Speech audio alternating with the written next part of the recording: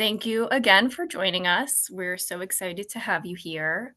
First things first, we are the United States Early Career Ocean Professionals Node, or US ECOP node for short. And this is our second session in the Navigating Careers Across Ocean Sectors webinar series. We are affiliated with the UN Ocean Decade and are a part of a global network of nodes aiming to empower ECOPs through knowledge exchange and training. We currently have about 700 node members, and if you're interested in joining us, someone from the team will at some point throw that link in the chat. Um, a little bit about me. My name is Maria Grima, and I'll be your moderator today. I've been with the node since it launched in March 2023. I'm a marine scientist by training and originally from Long Island, New York. I see some representation in that Mentimeter. um, I earned my bachelor's and master's at Stony Brook University, and my work has spanned estuary monitoring and restoration, marine protected areas, accessibility and outreach. And right now, I'm supporting NOAA's Office of Sustainable Fisheries as an Azura contractor.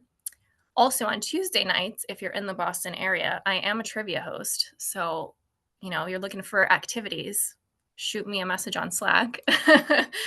um, yeah, no, you're good, Casey. I'm hoping this is what I was hoping for anyway.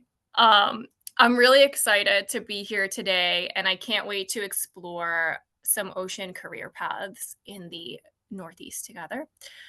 But taking a step back for a moment, the goal of this series is to highlight the wide range of career paths across the ocean and Great Lakes community, from roles in government that shape science and policy to opportunities in the private sector driving innovation and sustainability to nonprofits and even those transitioning from academia. We want to show a full spectrum of possibilities. And we also want this series to be more than just a set of presentations. It should be an interactive space where you can engage directly with professionals, ask candid questions about their journeys, and get a real sense of the opportunities and challenges in different career paths.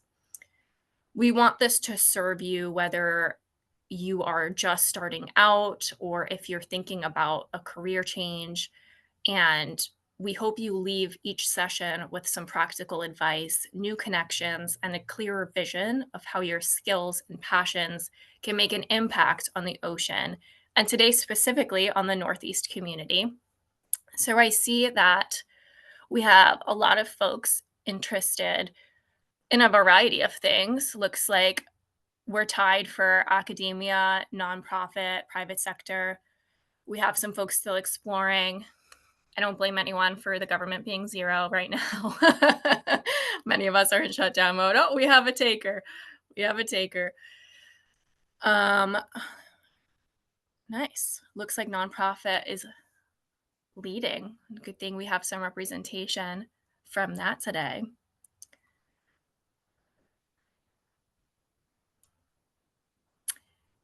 And our next question is, what do you hope to gain from this webinar? So we want to hear from you and, tailor this experience to your needs.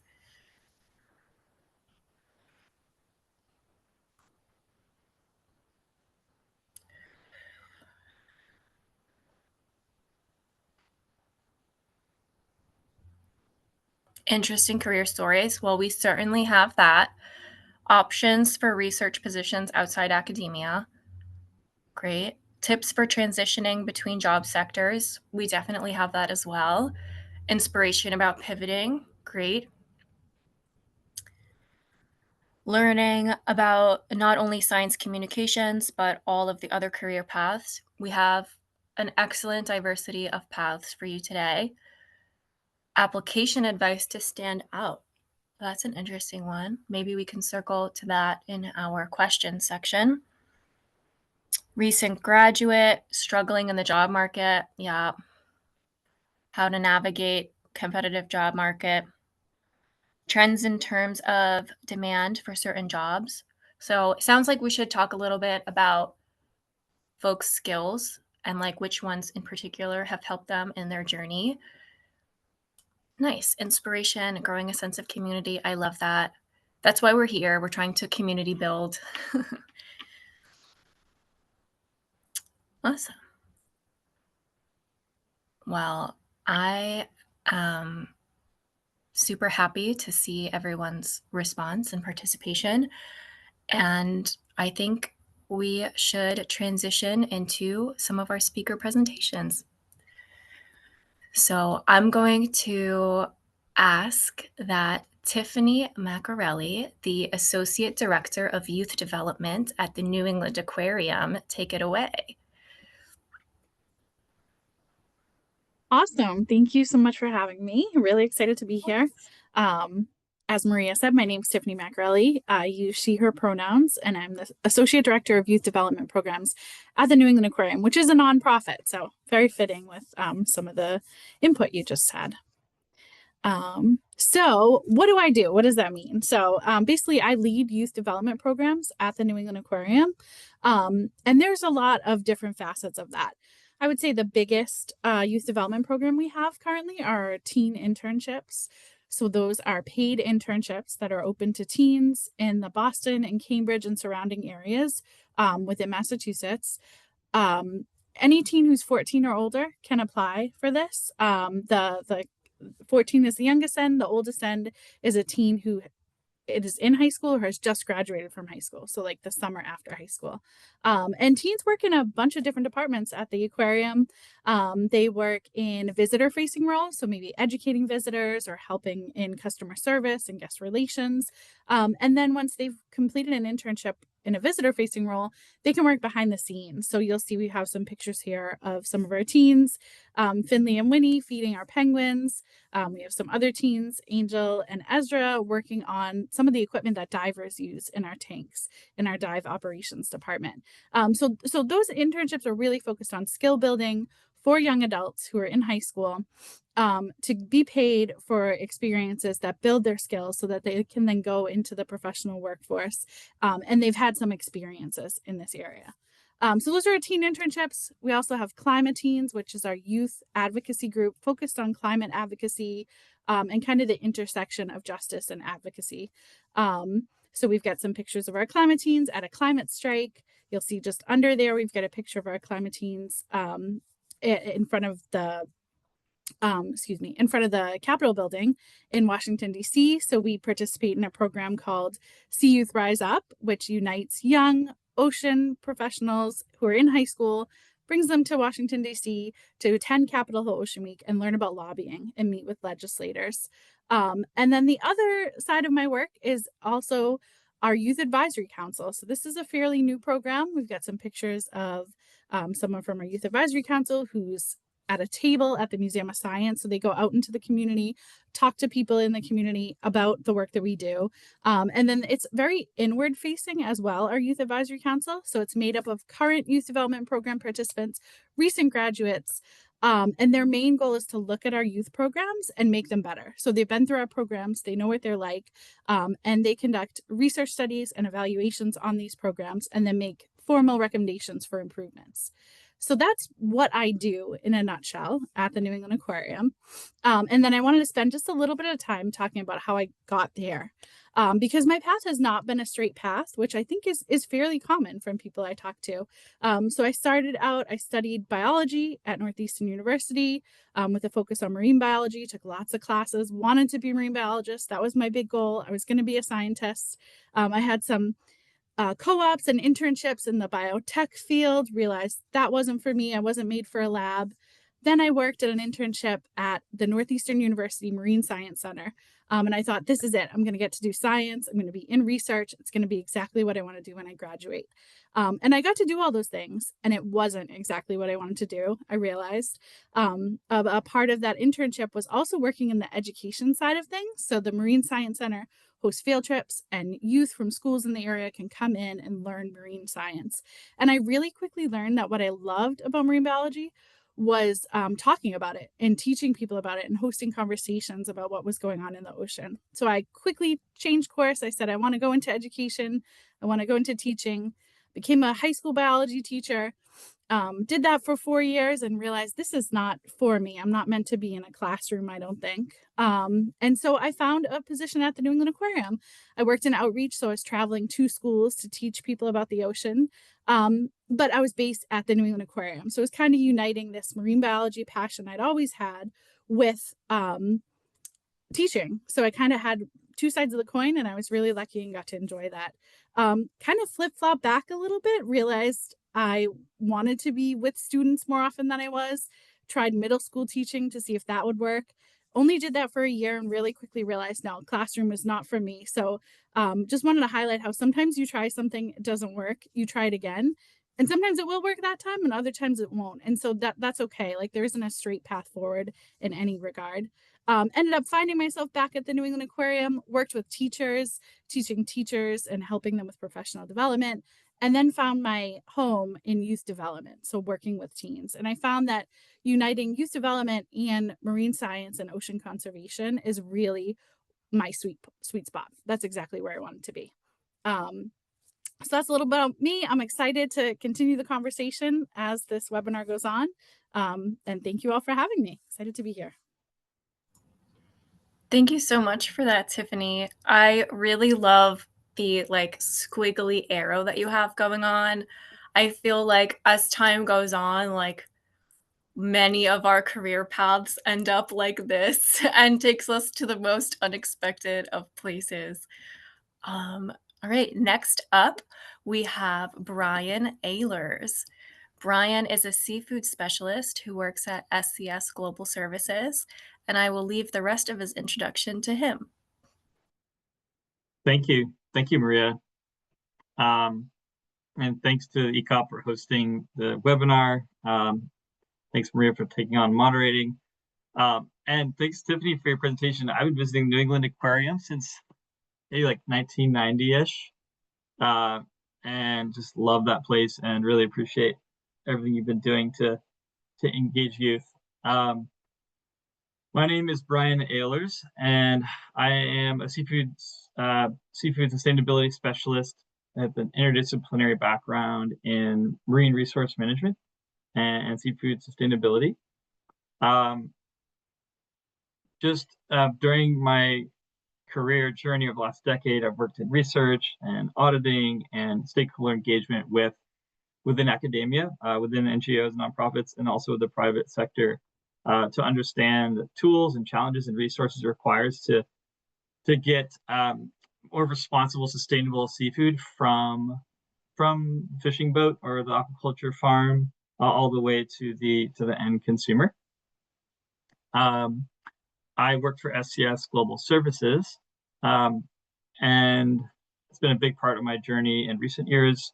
SCS stands for Scientific Certification Systems, and we are a leader in sustainability certifications, consulting, development of new standards, with over 40 years or so of experience in that work, working with around 15,000 clients now in 125 countries. So very, very global in scope. I am constantly through WhatsApp or on email or on the phone or on Teams in contact with companies here in New England and Northeast, but also in Taiwan, in Japan, in Honduras. I just sent an email an hour ago to a company in Nicaragua that we're trying to support. So very interesting in terms of the international scope.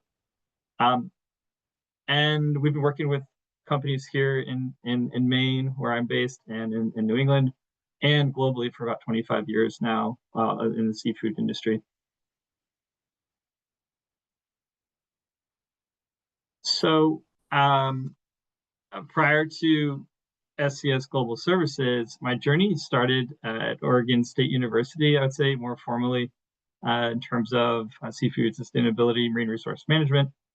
I actually, for 5 years prior to that, I was an educator, like some of others here on the panel, working at the Catalina Island Marine Institute in California.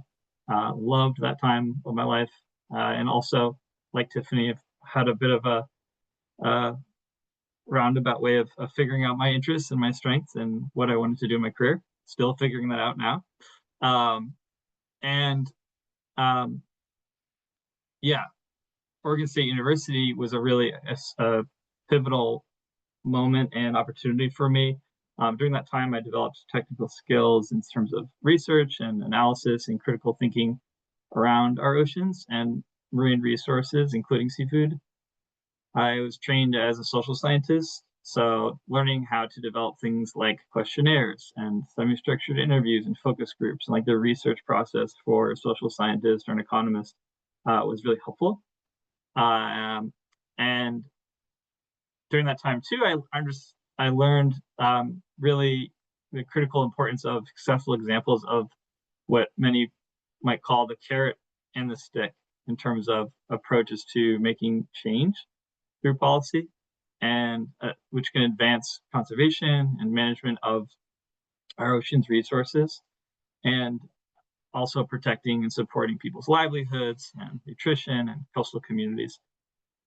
So these skills, I would say, in addition to soft skills like networking and building relationships, have helped me gain understanding of what solutions are available for making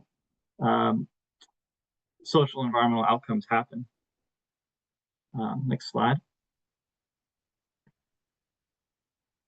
So when presented with career opportunities and figuring things out, we talked about the carrot and the stick.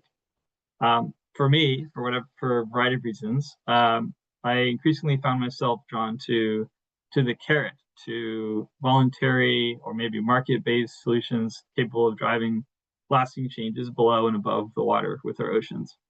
So within that space, I learned and studied sourcing policies within grocery stores and hotels and restaurants and large global seafood buyers, including here in the Northeast in the US, and how those things have, those policies have their own standards and their own requirements in terms of where they get their seafood from and how much influence, that tremendous amount of influence and leverage that has in the private sector, and the role that NGOs have in that as well, and government, huge role from government. I always go back to the story of Rob Walton in the early 2000s, then chairman of Walmart, and his diving trip down in Costa Rica. It was a 1-week diving trip, and after that week, for a variety of reasons, we've had now over 20 years of conservation and responsible management that was born out of that trip. It's driven the market to make a lot of progress with the help of government NGOs, including Walmart being the big leader of that, but everybody else kind of got on board shortly thereafter. So in all those experiences, I've understood some of the specific language and standards that go into sourcing policies, and how stakeholders and the institutions behind them have a really important role of making change below and above the water. And just to wrap up, as we look to the future, some of you in the mentee survey mentioned like the job market and things that might be available or trends. For what it's worth, seafood has grown about 98% since 2015 to 2023. Looking here at this graph from the FAO, there's been a steady and rapid increase, a surge in aquaculture, in particular farmed seafood. And now the majority of our seafood globally comes from farmed over wild for the first time ever, for better or worse. And only a relatively small percentage of that is certified as responsible or sustainable. And so I anticipate there will be a substantial demand for seafood sustainability expertise from many young professionals out there to make sure that our ocean-based, marine-based protein, whether farmed or wild, is handled and produced responsibly. So with that, I'll turn it back to you, Maria. I look forward to engaging further. Yeah, thank you so much for that. That was super educational. I didn't know that, like the ratio of farm to wild. And, you know, that hopefully gives us something to hang on to in the job market. Maybe we go into responsible seafood. All right. Next up, we're going to kick it back to the New England Aquarium. Ibrahim Ware, can you take it away? Sure. Happy to be here. Happy to share a little bit of my story and my career path. On the next slide, I sort of have that mapped out. Um, and instead of a career path, I decided to focus on a career current because, as was mentioned before, it's not really a linear path that you go on with your career. And just like an actual current, I find myself flowing in and out of different roles throughout the seasons, throughout the time, depending on, where my goals are professionally or personally. Sort of, I'm always shifting in and out of these different spaces. Um, but it all starts and is rooted to my childhood. I am sort of like the son of educators and was homeschooled early on throughout my childhood and had a very curiosity driven educational experience, I would say, where it consisted a lot of engaging with, you know, spaces like libraries, parks, the outdoors, and really letting me and my siblings' interests sort of lead the way with regards to our education. And that sort of instilled in me an early passion in the ocean and the variety of life that's found there, and as well as the natural world in general. And so I had this very wide world of interests, and trying to figure out where exactly I wanted to channel that was always sort of an exciting challenge. And so I grew up in Florida, but I moved up to the Northeast about halfway through high school. And that provided a new exciting challenge, not just weather wise, but, adapting to a whole new region, and all the opportunities that brought. I was very sort of scary, to be honest. And I was very much trying to gravitate towards what felt familiar, and the ocean was still there. The Atlantic was that familiar force that sort of kept me grounded on my journey. And so, about a few weeks into high school, Tiffany showed up and was advertising the teen programs at the New England Aquarium, to which I sort of leapt at the opportunity to apply, and thankfully got in and got involved right away with the New England Aquarium. I was doing conservation learning, I was doing education work, and I was surrounded by a really welcoming community and felt really involved and engaged again with a wide audience. As someone who was new to the region, new to this area of the ocean, connecting with people from all over, the aquarium's reach is pretty expansive. It provided me with a lot of insight, a lot of valuable learning that I still hold on to with my roles sort of later on. I went to undergrad at Bucknell University in Lewisburg, Pennsylvania, a little bit away from the ocean, but I was close to the Susquehanna River, which is, fun fact, the second oldest river in continental North America. A lot of really cool history and ecology going on, and I was able to join an undergraduate research lab focused on aquatic ecology, particularly focusing on amphibians, which sort of ties back into my childhood. Amphibians were one of my favorite groups of animals. It's very niche, but that's was a really cool full circle moment to be able to learn about river ecosystems, which obviously connect to the ocean and informed sort of my understanding of both realms respectively. And sort of after I graduated, again, having that research experience, having the degree in animal behavior, I was looking towards fields within sort of, animal care, maybe research. I enjoyed lab and field work, but education was always in the back of my head because that's also something I did as a part of being in a lab. And so I got this opportunity to join the aquarium again as a course apprentice. So going into an animal care role and sort of an apprenticeship format. This is very new. I was sort of like the I say the zebrafish, like the trainee, the guinea pig of this operation, but it felt very, again, exciting and challenging. And it was sort of a realm that I really felt enriched me in a way that, even my undergrad pursuits didn't, in the sense that I was now in behind the scenes working directly with animals, maintaining their well-being, learning about life support systems and being a part of a team. It was very formative, I would say, and also lent itself to a few of the opportunities you see as well here on this slide, including my current roles as a whale watch naturalist with Boston Harbor City Cruises. Again, an affiliate of the New England Aquarium. We go out to Stellwagen Bank National Marine Sanctuary and we look for whales and all sorts of marine life. There's a research element, there's an education element. I'm sort of the guy on the mic, sort of geeking out whenever we see something cool, but also, talking with the interns, talking with the researchers on board, the captains on board, making sure that what we're seeing, what we're witnessing actually contributes to science and the conservation of these species. And of course, that also ties into my youth advisory council member role with the aquarium, where I work with Tiffany, as well as other youth program alumni and current participants, and trying to shape sort of how youth programs look and operate going into the future. As a nonprofit, New England Aquarium was hit pretty hard by COVID.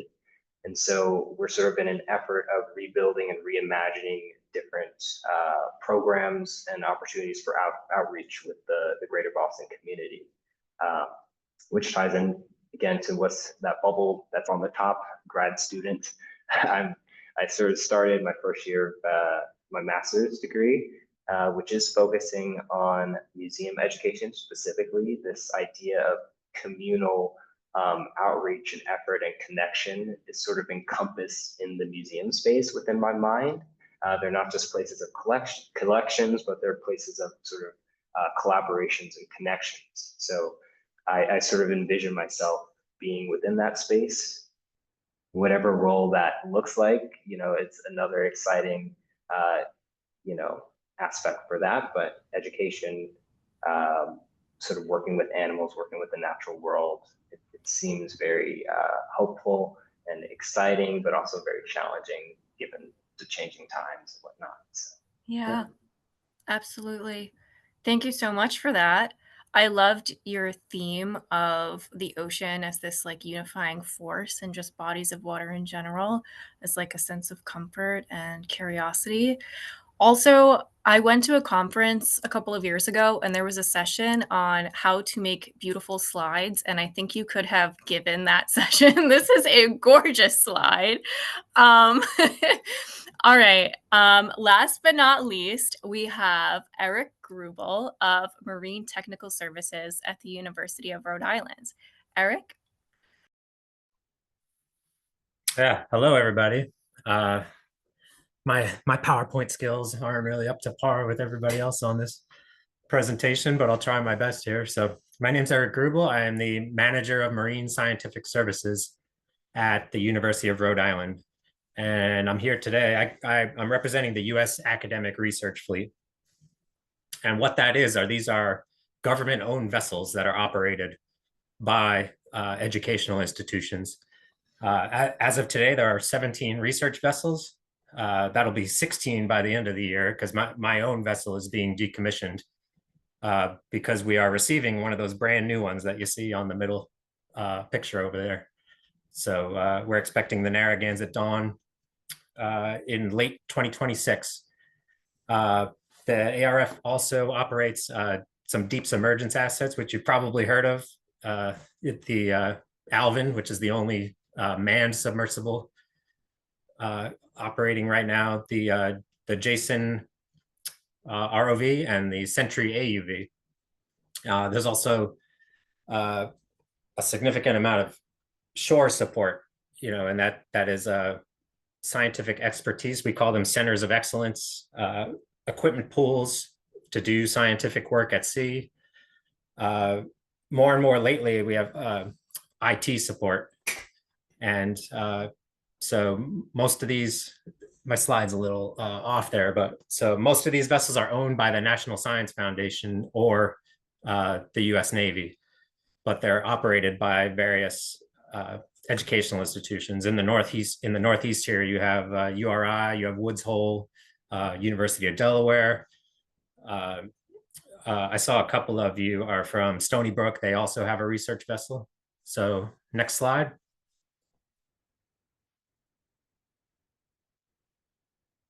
All right. So yeah, I had a little squiggly path here. Mine didn't show up though. But so I got here, and I want to stress that this is a very non-traditional path to do what I do, but I started my career. I joined the Navy right out of high school, and I spent 7 years in the submarine service. Once I got out, my first job out of the Navy was working at a submarine shipyard facility in Connecticut.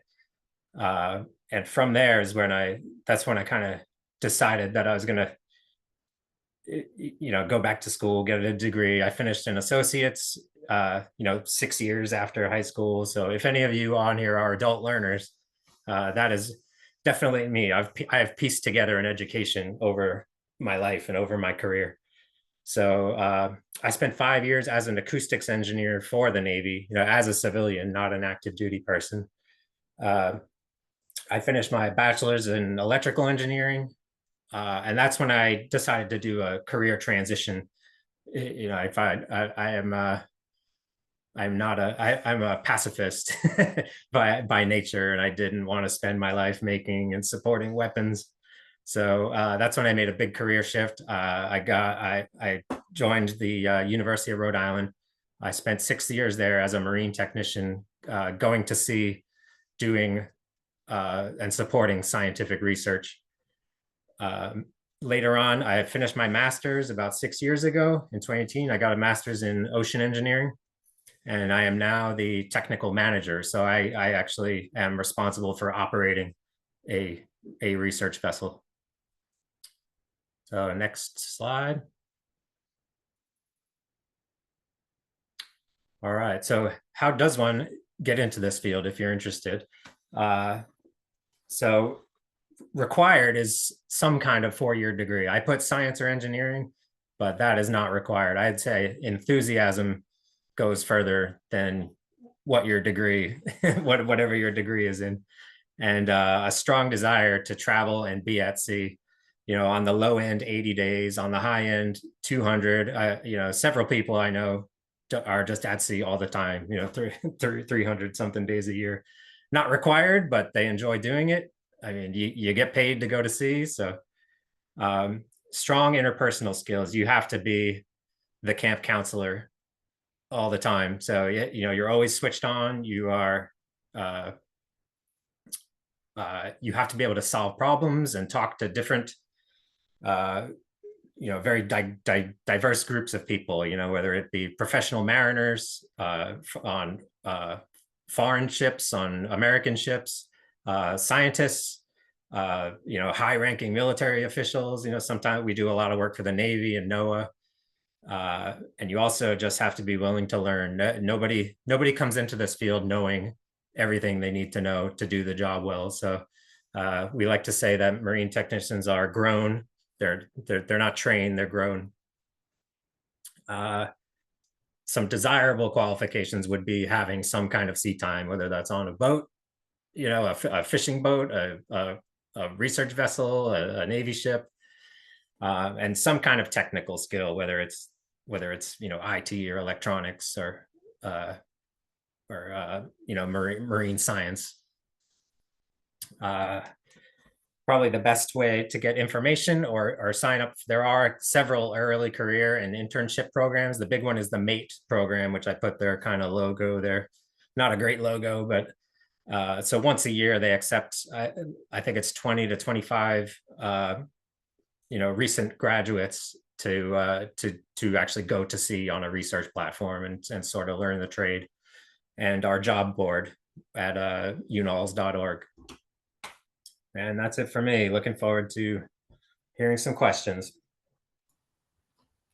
Amazing. Thank you for that, Eric. All right. So we are going to pivot to our question and answer portion of this webinar.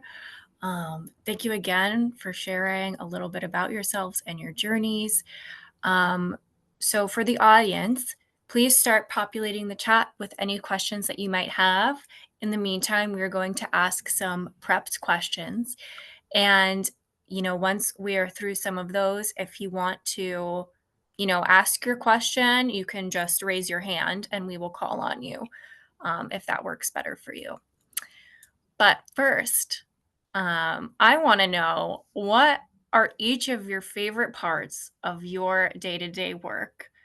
I heard a lot of things about being in the field and about really, interacting with the public. I think that that would be my favorite part of a job. Ibrahim, why don't we start with you? Yeah, favorite part, again, job sort of will shift in and out of my career current. I would focus on my role as sort of a whale watch naturalist and a youth advisory council member. And I would say the most sort of joyous part of my job is always, not knowing what the day brings, when you're going out to and interacting with something that is unpredictable as nature, what you're going to get is everything's going to be a gift. This is what I say to all of the people who board the whale watch, is like, whatever, the ocean gives us will be special. It won't be like yesterday, because no 2 days are the same. It makes my job really exciting. It makes my job really challenging as Yeah. well. But again, that's sort of what I sort of look and gravitate towards, because it just sort of helps me grow, and it helps me really appreciate, just like every day. And Yeah. as a youth advisory council member, I love when we get together and we have sort of our like brainstorming, think tank like sessions, being able to see some faces I haven't seen, like since high school, when I was a teen intern, seeing some of the new teen interns and youth participants with their new ideas. It's very inspiring. It's really exciting, to engage with, the youth and sort of talk about what the future looks like. I love just imagining, Yeah. a better and, more connected future. So. Yeah, that was a great answer. Thank you. I am getting novelty. I am getting a sense of community as favorite parts of the day. Brian, what about you? Thanks. I think I'm a very curious, inquisitive person, and now I'm in uh, a sales and business development role, which is funny. I I think a lot of people assume that that's less technical than being in a scientist role like I was previously at SES actually, which may be true to some extent, but at the same time, I'm expected to know a little bit about a lot of different things, like on any given day, from all kinds of people. Um, Even just today, you know, 3 voicemails and then a couple texts and an email, be like, could you explain this? I don't know this. I don't know that. And so it really pushes me every day to study up on the subject matter expertise that I sit in, which is seafood sustainability. So it could be around like human rights and labor challenges and supply chains, or it could be about food safety. It could be about um, regulations, maybe in the United States or in other countries, or maybe about different kind of new innovations or things that are it's been successful, that are good case studies for others to replicate. So I'm constantly doing rapid research every day. It's like a fire hose actually. Maybe too much at times, but it's a good fit for me because I just if I had my own way, I would have like a lifelong PhD. I would be in school every day because I love learning. So it's a good role for me. Thank you. That's a great answer. Does anybody else want to tell me their favorite part of the day? If not, we can kick it to a new question. I can share. I would say my favorite part is when I get to engage in the mentorship and like guidance part of my role. Love working with youth, particularly teens. It's such an interesting time of our lives when we're teenagers, right? Everything's exciting and brand new, and it's also brand new and overwhelming, and it's kind of like this interesting space we're in. So I love being there with young people, helping them just learn like the professional field. So reminding people how to communicate and helping them build their skills around managing a schedule at work. It's exciting. It also helps me get in touch with empathy, even when I forget that that's important. So just because I've experienced something a million times doesn't mean the young person in front of me has ever experienced it. So it's like a great opportunity to just sort of bring me back and remind me to meet people where they are rather than where I am. And I always appreciate that part of my work. Yeah, that's such an important skill of a mentor or educator is meeting people where they are at, or at least halfway through. I know the mentors who have made the most impact on me are the ones who have done that. So that's an amazing skill to bring up in this that we should all work on. Eric, do you have anything to add? I'd say my favorite part is just being able to you have to keep up. Working in a technical field is keeping up with the latest technology, and as things are introduced, you have to kind of evaluate them and bring them. How can I use this in my business case or not use this? Like whether like lately it's all AI and a lot of cybersecurity type stuff. So I really enjoy that aspect of it. And personally, on a personal level, it's learning the kind of soft skills. I've always been a techie. I'm very comfortable with the equipment. Never so comfortable working with people, but as a manager now, I find like people are really depend on you, and you have to just learning those how to they're yeah, you get what I'm saying. Yeah, no, totally. Totally. You have to step up, when you're in a manager position. It's a completely different skill set. But yeah, no, thank you so much for sharing that. It looks like we have one question in the chat for maybe Tiffany can take this one. Does New England Aquarium offer virtual internships for college students for those who live in other states? That's a great question. As far as I know, this is a different department than me, so I could be wrong, but as far as I know, they're all in person. And they're for shorter periods. So sometimes it'll be like during a summer or during a school break.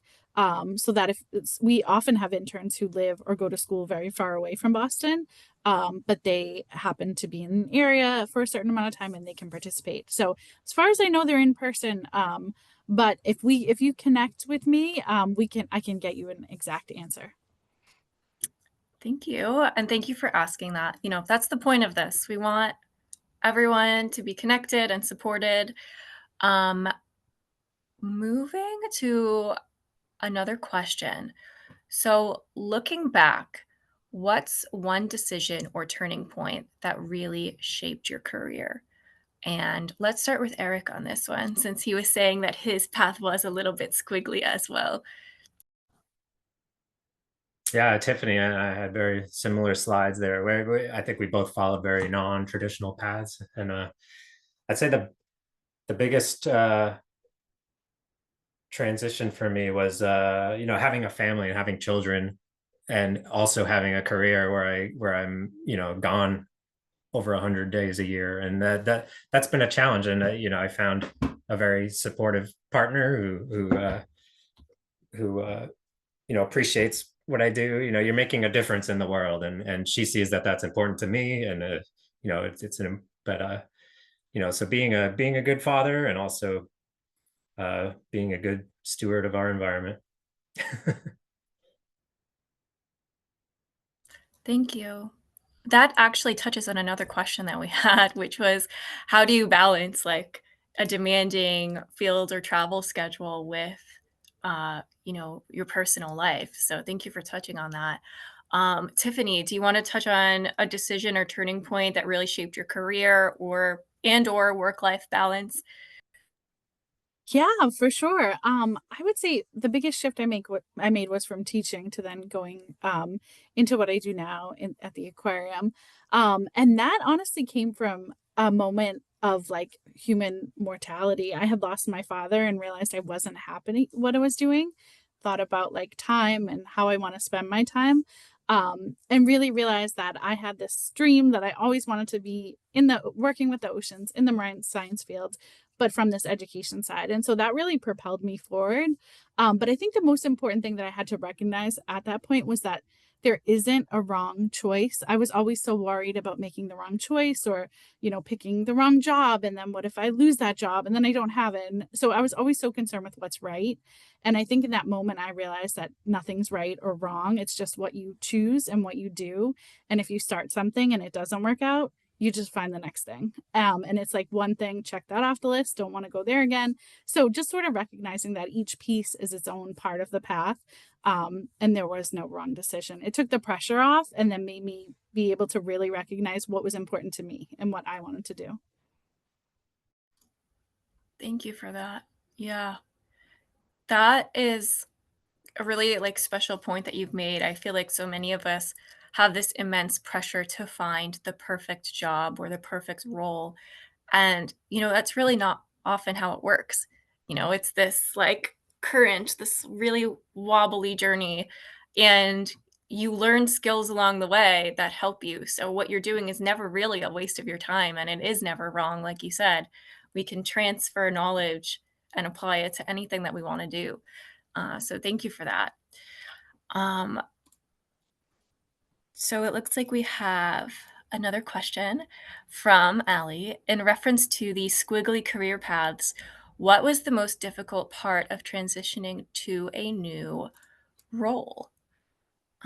Maybe we start with Brian on this one.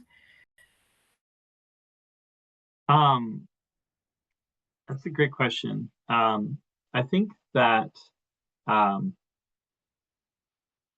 I had a mentor of mine in graduate school always remind me to think about, know the hat that you are wearing. Who's paying your paycheck is one way to look at it, but also like what institution do you represent, what organization do you represent, and what is the value and contribution of that organization within the broader institutional arrangements or the stakeholders that are involved.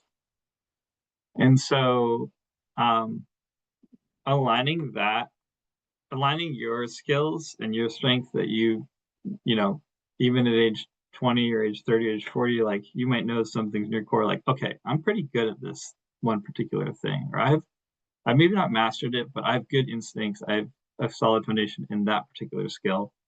Just making sure that you're playing your strengths to what the needs of that role are and the organization's role, in that broader space, so that you can make a meaningful contribution. Because I've also been shifted in roles where I'm like, wait, I I didn't, I picked some of my skills that are maybe half baked or not fully all the way there, thinking that that would be an opportunity to get better at them and align it with that organization. When really, that's kind of like, swimming against the current in a way. It's like it's way easier to just pick something and skills that you're really good at, and that way you'll have a more meaningful impact with your colleagues and with the outside world and what you're trying to do, and that's something really meaningful, worthwhile.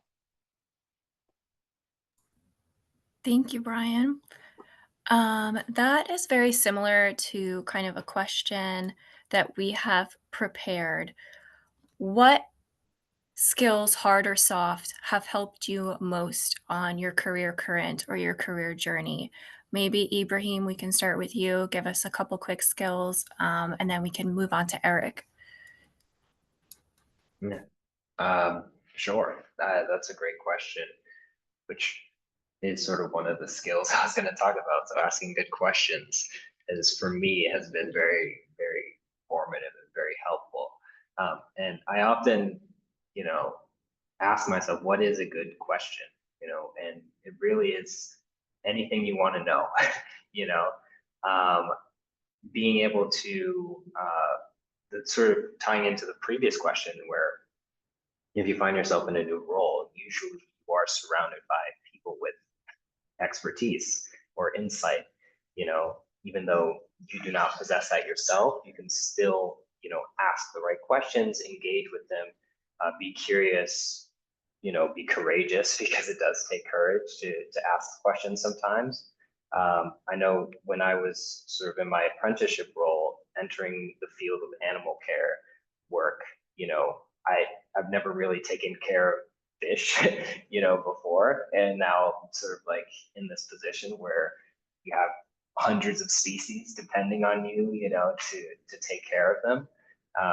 And it was very daunting and intimidating. Uh, but being able to be with a team and surrounded by a team that was very like readily ready to answer my questions, you know, that I had. And, you know, even though an apprenticeship role is sort of like you are sort of following a mentor, gaining these skills, you know, there is sort of a level of agency that you possess in terms of like, oh, I would like to explore maybe this. Um, because animal care is such a broad field, you know, and so Yeah. they started me off very slow, like, okay, you can take care of the, you know, Kiyaki Gallery, which is our coral reef center. Um, and I was there for a while, and then I was like, what about the freshwater gallery? Could we, you know, check that out maybe, and you know, hop over to the freshwater gallery and learn, you know, that agency sort of enabled me to go in places that I never thought was possible if I hadn't asked. So asking Yeah. questions is really a great skill. Asking questions is so important. And, you know, like you said, everyone has agency. If you want to learn something or do something, ask. The worst thing someone can say is no, right? You don't want to miss, you know, finding your passion because you didn't want to ask a question. Eric, do you have any hard or soft skills that have helped you in your career journey? Yeah, I'd say, you know, more than anything, it's, you know, consensus building and team building, and you know, you're not always going to get your way, and just realizing that you know, we all work on a team. You know, nobody's a lonely island, and you know, you can depend on other people. You don't have to know everything, and likewise, there people are going to depend on you, and you know, you have to be responsive and available. Yeah. And so I have a hard out, unfortunately. A couple of people in the chat mentioned contact. You know, my email is somewhere out there. Like, feel free to write to me if you have any questions. I'm always happy to mentor and talk to people. So thank you very much for having me.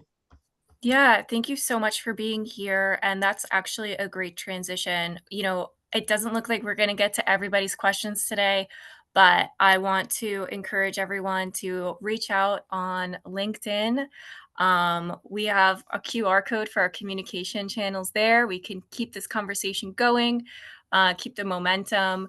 If you are in the greater Boston area, we are considering an in-person meetup.